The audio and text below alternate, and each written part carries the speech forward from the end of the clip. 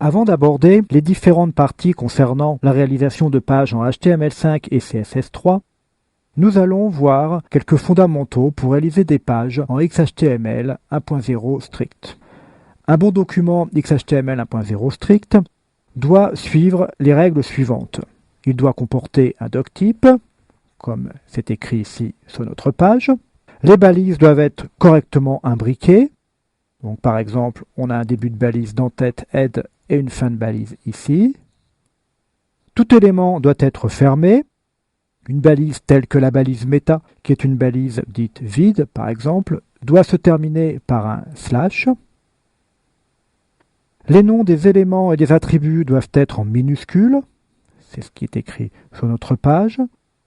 Les valeurs des attributs doivent être entre guillemets. Tout attribut doit avoir une valeur, même si cette valeur est identique à l'attribut. Nous n'avons pas l'exemple ici, mais dans un formulaire, nous aurions par exemple l'attribut checked, qui doit avoir comme valeur checked également. Et enfin, il est obligatoire de coder certains caractères, notamment les caractères inférieurs, supérieurs et le caractère d'Esperluette. Donc, je vous remontre la manière de coder ces différents caractères. Nous commençons en écrivant un « et ». L'esperluette, c'est une entité, c'est le début d'une entité. LT, point virgule, pour signifier que l'entité est terminée. Donc là, nous avons réalisé le caractère inférieur. Puis, et GT, point virgule, pour le caractère supérieur. Et enfin, et amp, point virgule, pour que le caractère l'esperluette. Donc ces trois caractères doivent être forcément écrits en tant qu'entité. En XHTML 1.0 strict, nous réalisons les pages au moyen de deux types de balises, des balises de type bloc et des balises de type inline. Les balises de type bloc permettent de réaliser la structure de la page. Il y a notamment les balises P, H1, H2, H3, H4, H5, H6, les balises UL et OL, qui sont des listes, la balise P et un certain nombre d'autres balises telles que form ou bien filset par exemple. Donc ces différents types de balises permettent de structurer la page. Elles ont également une dimension sémantique, notamment la balise P pour les paragraphes et les différentes balises H pour les titres. Enfin, à l'intérieur de ces balises de type bloc, par exemple, nous allons créer un paragraphe, jour. Donc nous obtenons ici le texte « Bonjour, il fait beau » à l'intérieur d'un paragraphe. Si je copie-colle ce paragraphe l'un à côté de l'autre, je vais enregistrer à présent ma page et donc enregistrer. Et nous allons la regarder à l'intérieur d'un navigateur. Nous constatons que les deux textes sont placés les uns en dessous des autres. Ceci est une caractéristique des balises de type bloc. Donc les balises de type bloc auront obligatoirement un retour à la ligne et elles pourront avoir une taille en largeur et en hauteur grâce au style CSS. À l'intérieur des balises de type bloc, nous pouvons y ajouter des balises de type inline, comme la balise tronc par exemple, qui donne un caractère plus fort à ce mot. J'enregistre. Et en regardant dans le navigateur Firefox, nous avons le mot fait qui est bien écrit en caractère plus fort. En l'occurrence, ici, il est écrit en gras. Une balise de type inline est donc une balise qui permet d'obtenir un caractère supplémentaire au texte, par exemple, sans engendrer de retour à la ligne. Enfin, dernière balise est celle que nous utilisons le plus, la balise div, qui permet de structurer une page HTML pour faire son ossature. Nous allons réaliser à présent une première page HTML simplement au niveau de son ossature avec les balises div. Cette page sera ensuite réalisée ultérieurement avec des balises de type HTML5.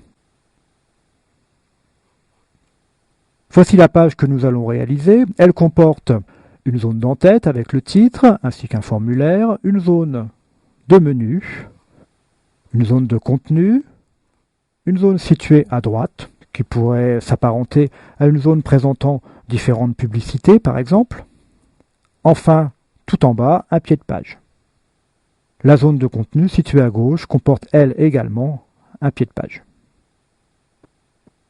Nous allons donc réaliser l'ossature de cette page en faisant la manière suivante, en réalisant un bloc div général qui permettra de centrer l'ensemble, un bloc div qui permettra de réaliser l'entête ainsi que le formulaire permettant de se loguer, un bloc contenant le menu, un bloc contenant l'ensemble du contenu, donc ces textes-là plus son pied, un autre bloc contenant la partie située à droite, et enfin un bloc contenant le pied de page.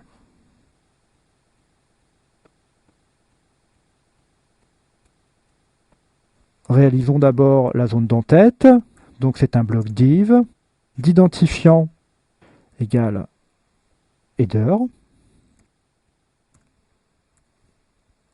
et je referme immédiatement la zone d'entête. À l'intérieur de cette zone d'entête, nous aurons la zone de titre, donc symbolisée par une balise H1 avec le nom.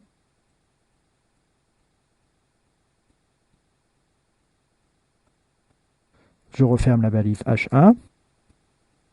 Et à l'intérieur de cette balise d'entête, nous avons également la balise de type forme qui permet de réaliser la zone de formulaire pour se loguer sur le site éventuellement. Action égale, je ne mets pas d'action, et méthode égale, voilà, la balise forme doit également être fermée. À l'intérieur de la balise forme, nous devons y ajouter les balises label et input qui permettront d'afficher correctement ce formulaire. Dans un premier temps, nous allons nous consacrer uniquement à l'étude de la structure de ce formulaire. C'est la raison pour laquelle je ne vais pas ajouter les balises label et input. La zone d'entête est terminée. La deuxième zone à présent, la zone de menu. Div, id égale menu, qui doit être également refermée, à l'intérieur de laquelle nous devons écrire notre menu à l'aide de la balise UL et de différentes balises LI. Je vais les faire rapidement. LI, Home, et par copier-coller les suivantes.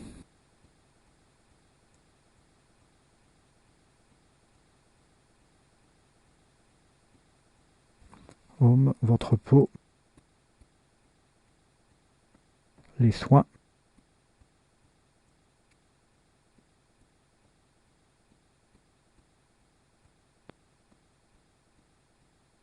le glossaire et discuter.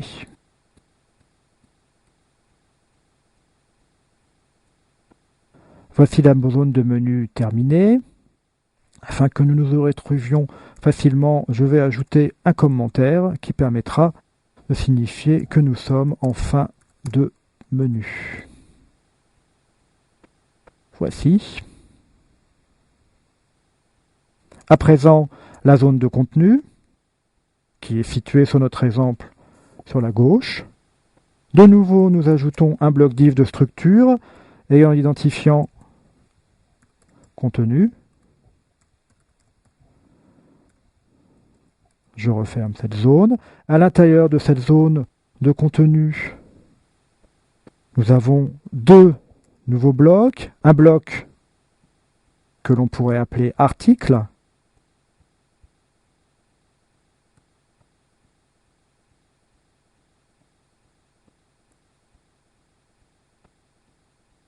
qui est également fermé. Et une zone réalisée encore une fois avec un bloc div que l'on pourrait appeler pied de contenu.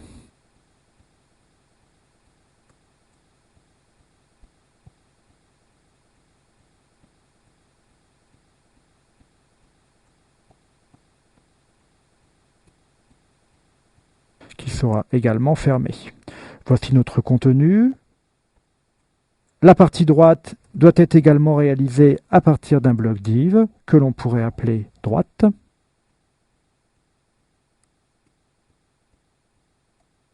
Et qui se ferme également en fermeture de bloc div. Enfin, l'ensemble de notre page possède tout en bas un pied de page. Donc de nouveau un bloc div d'identifiant footer qui est également fermé. L'ensemble de cette mise en page, pour qu'elle soit correctement centrée à l'intérieur du navigateur, doit être imbriqué à l'intérieur de nouveau d'un grand bloc div que l'on peut appeler conteneur et qui sera modifié ensuite en CSS pour permettre à la mise en page de se centrer. Une fin de bloc div. Voilà notre mise en page terminée. Elle est essentiellement réalisée pour pouvoir comparer par la suite la mise en page XHTML avec la mise en page HTML5. Nous pouvons constater que nous avons utilisé de nombreux blocs div qui, au niveau sens, ne signifient rien pour un navigateur. Pour l'instant, elles servent uniquement d'ossature. Nous verrons dans les différentes leçons par la suite que le HTML5 permet d'obtenir une meilleure sémantique de ces balises, notamment pour signifier que différentes balises servent de pied, d'entête, d'article ou de section. Nous verrons cela dans les prochaines leçons. La leçon suivante sera consacrée aux fondamentaux du CSS, donc des CSS2, qui permettra ensuite de mettre en forme la page que nous venons de réaliser.